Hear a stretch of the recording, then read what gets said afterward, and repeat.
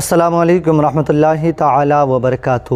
رمضان المبارک میں اپنی بیوی سے جماع کرنا کیسا ہے، اور اگر بیوی سے جماع کیا جائے تو وہ کس وقت میں کیا جائے جس میں کہ ہم گناہ گار نہ ہو سکیں، کیونکہ جب بھی رمضان المبارک کا یہ مہینہ آیا کرتا ہے تو شادی شدہ لوگوں کے ذہنوں کے اندر یہ بات گردش کرنے لگتی ہے کہ پتہ نہیں رمضان المبارک کے مہینے میں اگر ہم اپنی بیوی سے ملے جماع کیا تو ہم بڑے گناہ گار ہو جائیں گے، کیونکہ رمضان المبارک میں جہاں نیکیوں کو بڑھایا جاتا ہے وہیں گناہ کرنے پر گناہوں کو بڑھا دیا جاتا ہے۔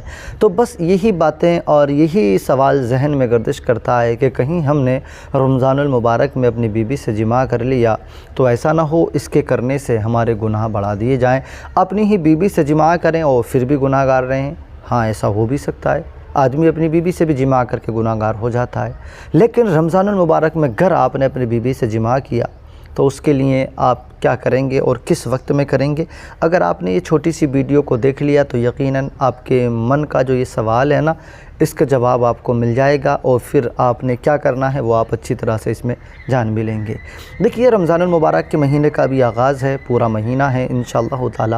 سب سے پہلے تو رب کعبہ کی بارگاہ میں دعا گو ہوں مولا پاک پروردگار ہم سب کو اس بابرکت مہینے کی برکتوں سے خوب خوب مالا مال فرمائے۔ اب آئیے میں آپ کے سوال کا جواب دے دوں، کیا رمضان المبارک کے مہینے میں بیوی سے جماع ہو سکتی ہے یا نہیں ہو سکتی؟ تو بالکل آپ کر سکتے ہیں، آپ کی بیوی ہے، اپنی بیوی سے آپ جماع کر سکتے ہیں، لیکن اس کے لیے ایک وقت ہے۔ آپ کسی بھی وقت میں اپنی بیوی سے جماع نہیں کر سکتے۔ رمضان المبارک میں جماع کرنے کے لیے عشاء کی نماز کے بعد، نماز تراویح کے بعد کا جو وقت ہے، آپ اس وقت میں اپنی بیوی سے جماع کریں، یہ آپ کے لیے جائز ہے، کریں۔ اور سحری کا وقت جب شروع ہوتا ہے، ختم ہونے سے پہلے اتنا پہلے آپ غسل کر لیں تاکہ آپ اگلے روزے کے لیے سحری کر سکیں۔ اتنا پہلے آپ غسل کر لیں، 20 منٹ، آدھا گھنٹہ، 25 منٹ، 30 منٹ پہلے، آپ کی مرضی ہے، یا 1 گھنٹہ 2 گھنٹہ پہلے آپ، اور جس وقت میں جماع کیا ہے سب سے بہتر تو رہے گا اسی وقت میں آپ غسل کر لیں، اور جو ہے ایسے آپ اپنی بیوی سے ہم بستری کر سکتے ہیں۔ لیکن اگر آپ نے ہم بستری کری اور سستی کی وجہ سے آپ نے جو ہے غسل نہیں کیا، آپ کی سحری جاتی رہی، سحری گئی تو نماز فجر جاتی رہی، تو آپ پھر گناہ گار ہو جائیں گے۔ ایک تو روزہ بھی چھوٹ جائے گا آپ کا، دوسرا نماز بھی چھوٹ جائے گی، دونوں فرض ہیں، اور آپ اس چیز کے گناہ گار ہو جائیں گے۔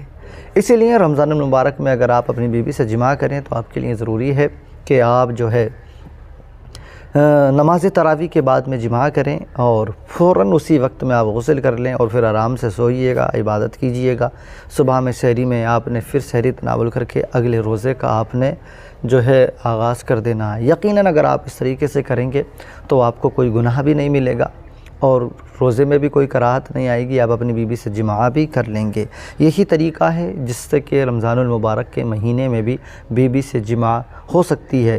آپ اس ویڈیو کو ان تمام نوجوانوں تک، ان بھائیوں تک بھی آپ شیئر کر دیں جو شادی جن کی ہو چکی ہے، رمضان المبارک کے مہینہ ہے اور وہ اس بات کو لے کر کنفیوز ہیں، پتہ نہیں کیا کریں، کیسے کریں۔